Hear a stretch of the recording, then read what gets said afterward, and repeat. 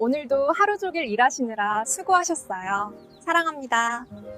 안녕하세요. 방정TV입니다. 40, 50대 노후 대비를 위하여 주식, 부동산, 재테크에 대하여 양질의 정보를 제공할 예정으로 언제나 구독과 좋아요, 알람 설정을 부탁드려요. 사랑합니다. 안녕하세요. 오늘 우리는 대한민국 금융의 거대한 한 축을 든든하게 담당하며 최근 파격적인 주주 환원 정책과 공격적인 사업 확장 행보로 주식시장의 뜨거운 감자가 된 기업 우리금융지주에 대해 아주 깊이 있고 상세하게 알아보는 시간을 갖겠습니다. 단순히 지나가는 숫자를 나열하는 지루한 분석에서 완전히 벗어나 보려 합니다. 우리금융지주가 현재 한국 금융시장이라는 거대한 생태계 안에서 어떤 독특한 전략적 위치를 점유하고 있는지, 그리고 왜 수많은 노련한 투자자가 이 종목을 아직 빛을 발하지 못한 저평가된 보석이라고 부르는지 그 구체적인 내막을 파헤쳐 보겠습니다. 나아가 글로벌 금리 환경의 변화와 국내 금융 당국의 규제, 기조 속에서 향후 3년 이상의 장기적인 비전과 투자 시 반드시 고려해야 할 실질적인 포인트들을 하나하나 정리해 드릴 테니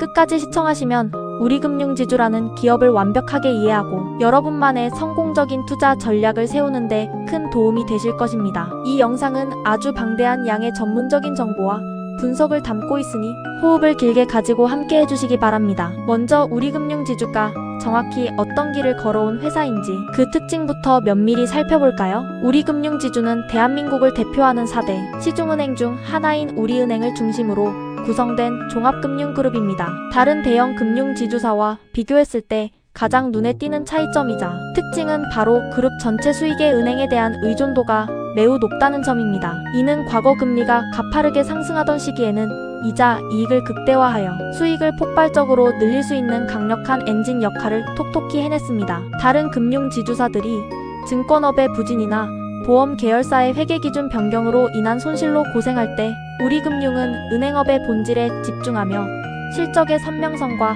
안정성을 동시에 보여주기도 했습니다. 하지만 동시에 증권이나 보험 같은 비은행 부문의 포트폴리오가 다소 약하다는 점은 시장에서 늘 아쉬움으로 지적받아왔으며 이는 주가가 타사 대비 상대적으로 낮게 형성되는 주요 원인이 되기도 했습니다. 즉, 시장은 우리금융을 종합금융사가 아닌 거대 은행으로만 평가해왔던 것입니다. 하지만 최근 우리금융은 이러한 태생적인 약점을 정면으로 돌파하기 위해 증권사와 보험사를 잇따라 인수하며 종합금융그룹으로서의 마지막 퍼즐 조각을 맞추고 있습니다. 특히 최근 우리투자증권의 화려한 출범과 대형 보험사 인수 추진은 우리금융이 더 이상 은행이라는 울타리에만 머물지 않고 체급을 높여 리딩 금융그룹들과 진검승부를 벌이겠다는 강력한 의지의 표현이라고 할 수 있습니다. 이러한 변화는 단순히 외형적인 덩치를 키우는 것을 넘어 고객들에게 은행과 증권, 그리고 보험을 잇는 통합 금융 서비스를 제공함으로써 이른바 시너지 효과를 창출하려는 전략입니다.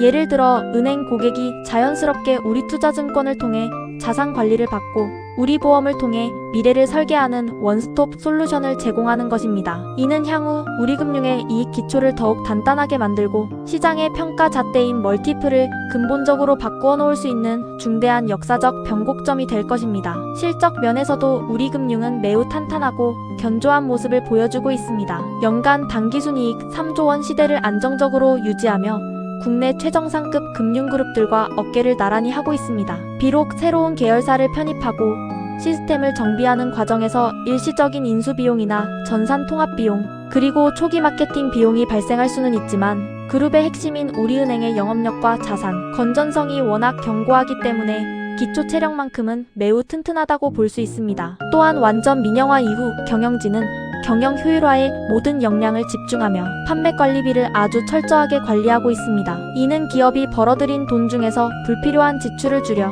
그만큼 주주들에게 돌려줄 수 있는 여유 자금을 더 많이 확보하고 있다는 아주 긍정적인 신호로 해석됩니다. 특히 인공지능 기술을 도입한 디지털 전환을 통해 점포 효율화와 고정비 절감 노력을 지속하고 있으며 이는 향후 수익성 지표인 자기자본이익률을 개선하는 데 핵심적인 역할을 할 것입니다. 그렇다면 전 세계의 영리한 투자자들이 지금 왜 우리금융지주라는 종목에 주목해야 할까요? 그 첫 번째 이유는 바로 압도적이고 매력적인 배당 수익률입니다. 우리금융은 국내 금융주 중에서도 최상위권에 해당하는 배당 수익률을 자랑합니다. 단순히 배당금을 많이 주는 것에 그치지 않고 분기 배당을 정례화하여 주주들에게 1년 내내 안정적인 현금 흐름을 제공하고 있습니다. 이는 은퇴 자금을 운용하거나 정기적인 인컴, 수익을 원하는 투자자들에게는 더할 나위 없는 매력적인 선택지가 됩니다. 특히 현재 주가가 기업이 가진 실제 장부 가치나 순자산 가치 대비 매우 낮은 저평가 상태에 머물러 있다는 점이 핵심입니다. 이를 전문 용어로 저PBR 상태라고 하는데,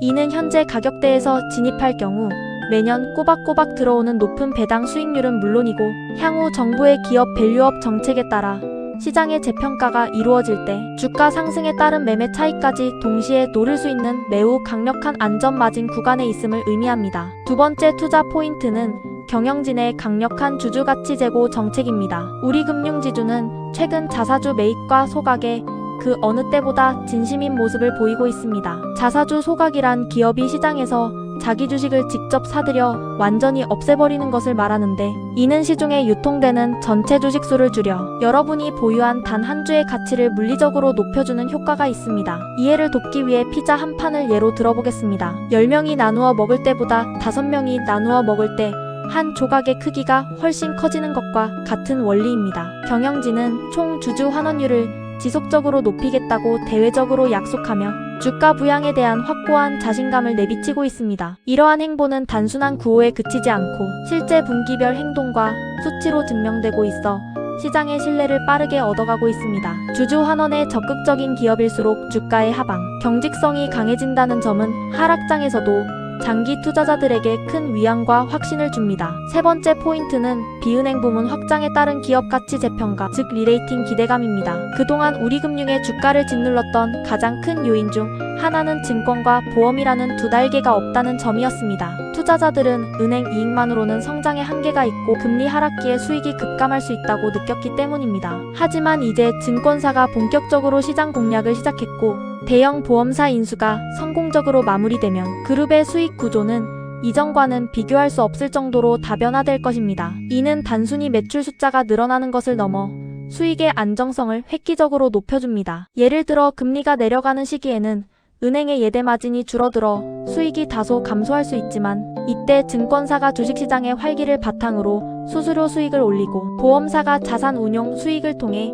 전체 실적을 방어해주는 구조가 완성되는 것입니다. 이러한 포트폴리오 다각화가 시장에서 인정받게 된다면 주식시장은 우리금융에 대해 지금보다 훨씬 더 높은 가치 등급을 부여하게 될 것이며, 이는 주가 급등의 강력한 도약대가 될 수 있습니다. 물론 성공적인 투자를 위해서는 우리금융이 마주한 리스크 요소들도 냉정하고 객관적으로 살펴봐야 합니다. 첫 번째는 여전히 높은 은행 의존도에 따른 금리 민감도 리스크입니다. 현재 비은행 포트폴리오를 매우 빠르게 늘려가고는 있지만 여전히 그룹 전체 수익의 절대 다수가 우리은행에서 나오고 있습니다. 따라서 향후 한국은행의 기준금리가 가파르게 인하될 경우 은행의 핵심 수익 지표인 순이자 마진이 축소되어 전체 실적에 하락 압력을 줄 수 있는 구조입니다. 새로 인수한 계열사들이 얼마나 빠르게 조직에 안착하여 의미 있는 이익을 내기 시작하는지, 그리고 전체 수익에서 비이자 이익 비중을 얼마나 효과적으로 끌어올리는지가 향후 실적 방어와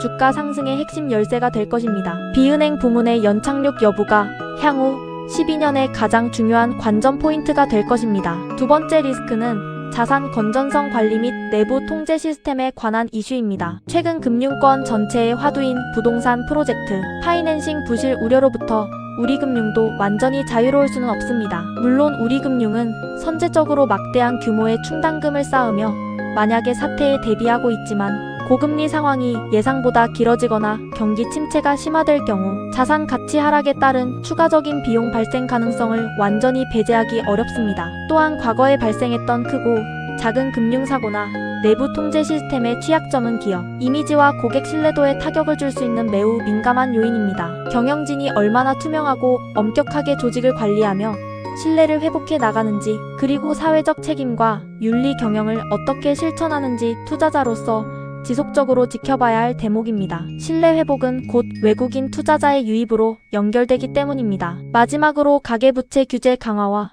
상생 금융에 대한 사회적 요구 및 부담입니다. 정부의 대출 규제 강화는 금융사의 자산 성장을 인위적으로 제약할 수 있고, 서민 금융 지원이나 소상공인 돕기 같은 상생 금융 차원의 사회적 비용 지출은 일시적으로 기업의 수익성을 갉아먹을 수 있는 요인입니다. 이는 비단 우리금융뿐만 아니라 국내 모든 은행주가 공통으로 겪고 있는 숙명이기도 하지만 우리금융처럼 은행 비중이 특히 높은 곳에는 조금 더 직접적이고 크게 다가올 수 있는 변수입니다. 또한 금융규제 당국의 정책 방향에 따라 주주 환원의 규모나 시기가 조절될 수 있다는 우려도 항상 존재합니다. 사회적 책임이라는 명분과 주주 이익 극대화라는 실리 사이에서 얼마나 세련되게 균형을 잘 잡느냐가 경영진의 역량을 보여주는 중요한 척도가 될 것입니다. 내용을 전체적으로 정리해 보겠습니다. 우리금융지주는 탄탄하고 견조한 은행 영업력을 기반으로 삼아 이제는 명실상부한 종합금융그룹으로 화려하게 도약하는 중요한 역사적 변곡점에 서 있습니다. 역대급이라고 할 수 있는 주가의 저평가 상태와 국내 최상위권의 배당 수익률은 장기 투자자들에게 매우 훌륭하고 튼튼한 안전판이자 기회가 되어줄 것입니다. 특히 자사주 매입과 소각을 통해 주당 가치를 높이려는 경영진의 의지는 주주 입장에서는 매우 반갑고 든든한 소식입니다. 다만 앞으로의 글로벌 금리 변화 추이와 새롭게 가족이 된 증권, 보험 계열사들이 만들어낼 실질적인 시너지 효과가 실제 숫자로 증명되는지를 꼼꼼하게 체크해야 합니다. 시장의 일시적인 변동성이나 심리적인 불안에 흔들리기보다는 이를 좋은 가격에 우량한 주식을 모으는 기회로 삼아 조금씩 나누어 사는 분할 매수 전략이 우리금융지주 투자에 있어서는 매우 유효하고 현명해 보입니다. 오늘의 상세하고 깊이 있는 분석이 여러분의 성공적인 투자 여정에 작지만 큰 등대가 되기를 진심으로 바랍니다. 투자는 결국 인내와 신뢰의 싸움입니다. 우리금융지주가 가진 내재 가치를 믿고 긴 호흡으로 접근하신다면 분명 좋은 결실이 기다리고 있을 것입니다. 여러분의 소중한 자산이 우리금융의 성장과 궤를 같이하며 쑥쑥 커가기를 진심을 다해 응원하며 오늘 긴 분석 영상 마칩니다. 끝까지 시청해주셔서 감사합니다. 여러분의 성공 투자를 진심으로 기원합니다. 감사합니다.